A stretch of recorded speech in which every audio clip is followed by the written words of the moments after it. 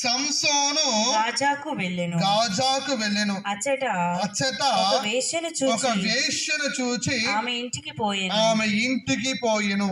సంసోను వచ్చెనని విని పురజనులు రోగై వచ్చి నగర ద్వారమున కాపుండిరి. Praise the lord. న్యాయాధిపతుల్లో గొప్ప న్యాయాధిపతి సంసోను అనగానే ఏం గుర్తుకొస్తుంది మనందరికి? బలాఢ్యుడు, మహాబలవంతుడు, దేవుని యొక్క ఆత్మ బలాన్ని పొందిన వ్యక్తి. మరి ఎవరి కోసము ఏమి కోల్పోయారు? దలీలా కోసం. అవునా? చదవండి ఒకసారి 7వ వచనము 6 నుండి చదవండి. దలీలా సంసోనును నీ విచిత్ర బలమునకు కారణమేమి? నిన్ను చెరపట్టుట ఎట్లు అని అడిగారు. ముందుగానే ఈ దలీలా అడుగుతుంది ఏమని? ఎలా దేంటి కారణము? నీ విచిత్రమైన బలానికి.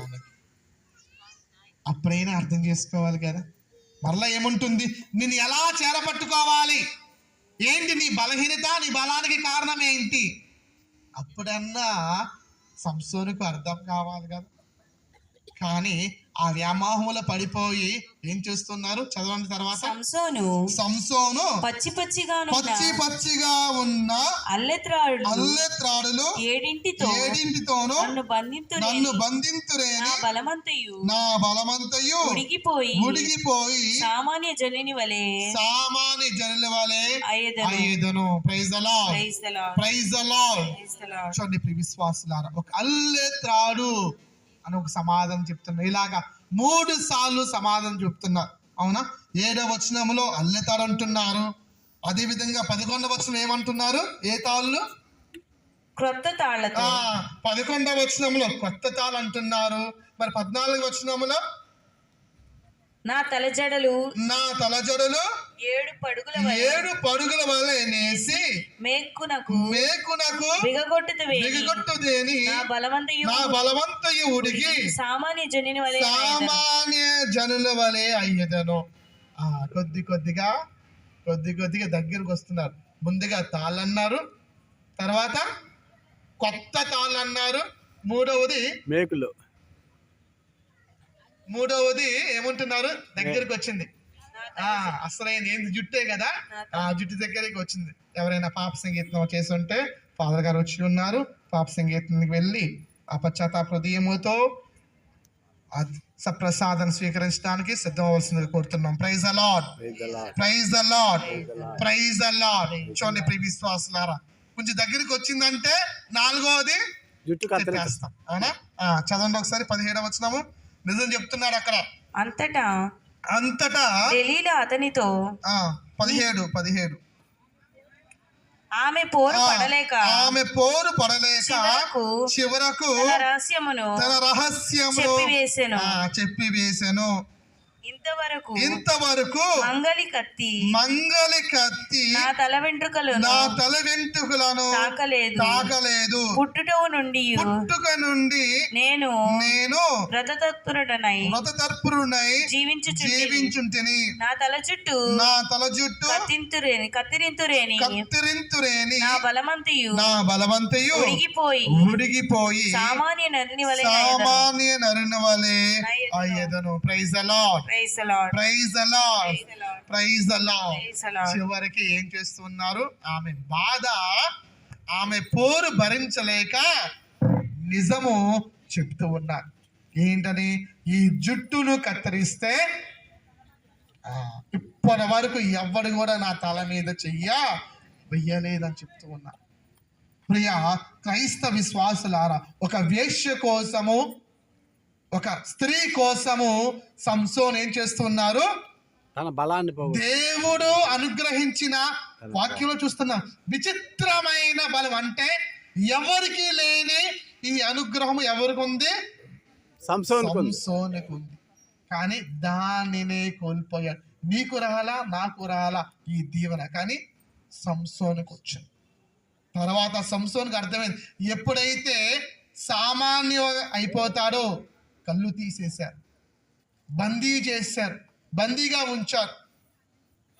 కానీ ఎప్పుడైతే తర్వాత మరలా ఈ జుట్టు అనేది పెరుగుతుందో తర్వాత మరలా దేవుని చివరిగా ఒక ప్రార్థన అడుగుతున్నారు. ఏంటది?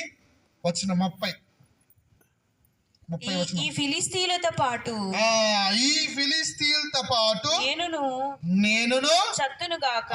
ఎందుకంటే ఇదిగో నేను పాపము చేసి ఉన్నా, బతకడానికి నాకు యోగ్యత లేదు, అందుకే నేనును చత్తునుగాక అని అరిచి ముందటికి వంగి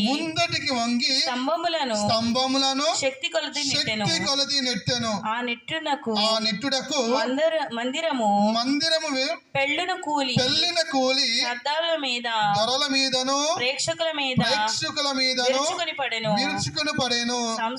సంసోను బ్రతికి ఉండగా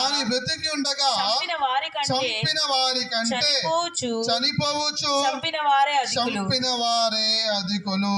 praise the lord, praise the lord, praise the lord, praise the lord, praise the lord.